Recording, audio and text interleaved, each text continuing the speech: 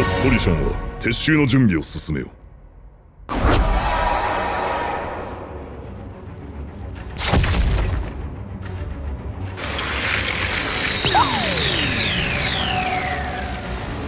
情報収集を行っているセバスはどうしている？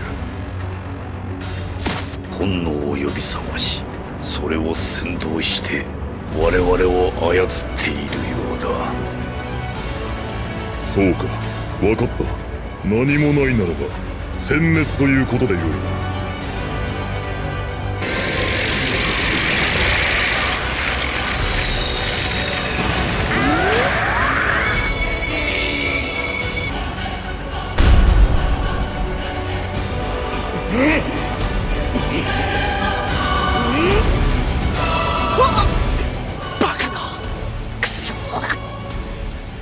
俺はそれを守りてえ。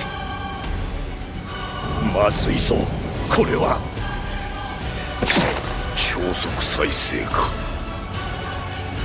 俺の番だ。次はどこだ？私の狙いを聞いた以上、次は許さぬ。立つ鳥後を濁さず、効率的な戦略だ。私の体を傷つけることはできない。想定の範囲内だ。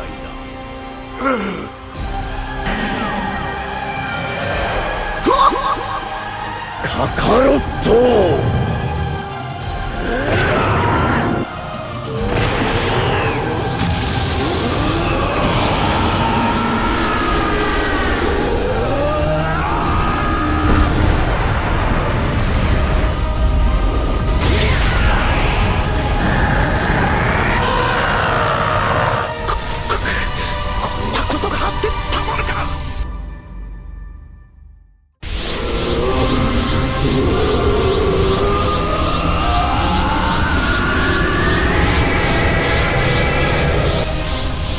神の力を身につけてなお上に行こうというのか。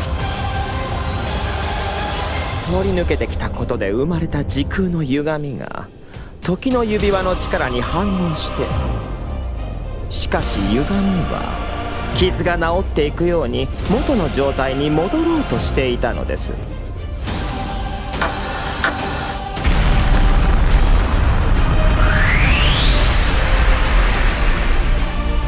カカロッタ。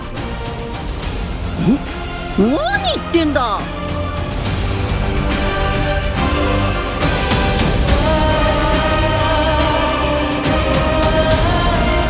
悟空さん、もう少しの辛抱ですよ。確かにおめえのレベルはさらに上がったかもしんねえけどな。でもオラだってもっと強くなったって思わねえか。そうはいくか。まさに烏合の衆。よーし、行くぞ。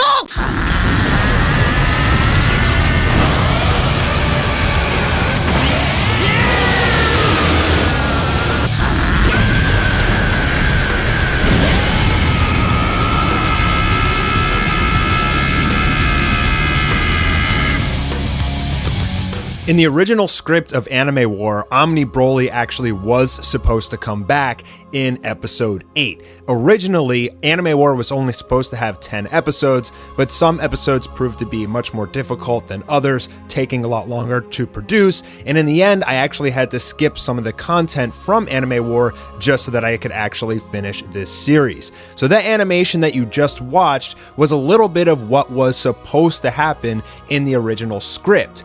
Basically, once all of the evil gods reconvene, which we saw from Anime War episode 10, they were actually supposed to summon Broly before they fused. And the reason for this is because in the original script, they were supposed to need Saiyan blood in order for their fusion to work and break all of the limiters, becoming as strong as Zeno. That's why back in Goku vs. Saitama, which I later renamed the Invasion of Dark Goku explained that if he fused with Goku, they would be stronger than the Omni King. But what he was really trying to do was fuse with Goku, and then that fusion would actually fuse with the rest of the evil gods to become Archon.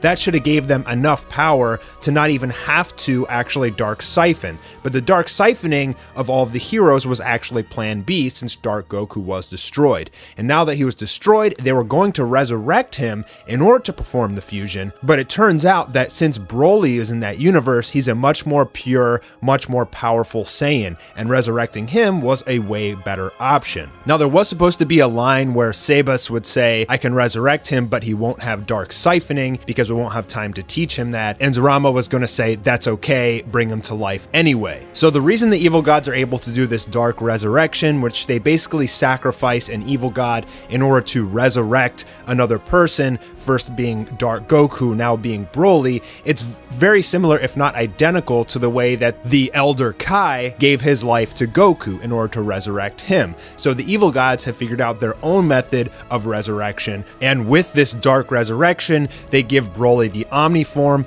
and the Patara earrings. Now, as we saw Whis resurrect Frieza in the final episode of Dragon Ball Super, Whis can resurrect anybody without having to sacrifice a life. So in that, he was going to resurrect Bardock, unlocking his potential and basically allowing him to go Omni form as well with 2 limiters. And so the fight was going to be Omni Broly with 1 limiter versus Goku and Bardock with 2 limiters, and Vegeta with his Royal Bloodline 1 limiter transformation. Now, because Broly wouldn't have the Dark Siphoning ability, everybody else was going to pitch in. It's particularly Beerus and Whis were going to fight a lot against Omni Broly. That's something that I really wanted to show you guys. I wanted to have more fighting with Whis, and that was supposed to be one part where he'd actually able to do a lot of hand-to-hand combat, since he wouldn't have to worry about Zurama or the other evil gods siphoning his God Ki. They were supposed to have an incredibly epic fight. At one point, Broly was going to turn into an Omni Ozaru form, and Broly's Omni Ozaru form was just supposed to be crazy destructive, like blowing up chunks of the planet, and all of the other fighters, the heroes in Anime War, were supposed to be pitching in, trying to do anything they could to basically prevent the Earth from exploding from all the destructive damage of Omni Ozaru Broly. And I was also thinking about potentially, since Bardock does have a tail, giving him an Omni Ozaru form too, so there'd be 2 Omni Great Apes fighting against each other. I debated that in my head, but I didn't come to a definitive decision over whether or not I actually wanted to do that, because it kind of makes sense if there's a fake moon in the sky or a full moon and Omni Broly transforms, then Bardock should as well. But I never got around to thinking about how exactly that would end, but that was a little piece of potential story that I could have included. And basically what was going to happen was Bardock, even though he was just resurrected, was actually going to sacrifice himself to save Goku. And in doing so, Goku would lose his mind and break his final limiter. Now, I'm sure you guys have seen my Goku reaches his highest form video, which has some of Anime War episode 13 in it. And that's because I had to change the script since I cut out this original part. Instead of Goku searching deep within himself and finding Bardock there, instead he was supposed to meet him in the real world. Bardock would sacrifice himself to save Goku. Goku would break his limiter and lose his mind, and then he and Vegeta would end up beating Broly. And that's when a beaten and battered Broly would take off his Patara earring with the rest of the evil gods and form Archon, which would basically start off at Anime War episode 11. Now, I started writing this script like 3 or 4 years ago. Basically, once I decided to make Goku vs. Saitama an entire series and leave it open-ended so I could eventually get into Anime War, I had the whole script planned out. And so back then, Broly was still a major fan favorite character. There was only one Broly. The movie wasn't revealed yet, or we didn't even know about a movie back then. So with the release of the new Broly, I also kind of took that as a note that maybe I don't want to include Broly in Anime War. What if you include the new one and people say they want the old one? What if you do vice versa? It kind of lost a little bit of its value now that there's essentially 2 Brolys. So I just wanted to say thank you guys for 3 million subscribers. I actually had a different idea for what I was going to do for 3 million. I'll save that for 4. I'm really happy that you guys have stuck around so long and that you guys love the series so much. You guys have supported me so much throughout the years, and just showing your love for the work that I'm pretty much just doing for fun means everything to me. But all good things must come to an end, and now I am working on the final episode of Anime War episode 13. I'm about halfway done, so March honestly does not look that likely, unfortunately, but I promise you that it will be the best episode ever. Thank you to all my fans and all my patrons. I hope you guys enjoyed this video, and I'll be seeing you guys soon for the next one. Awarida!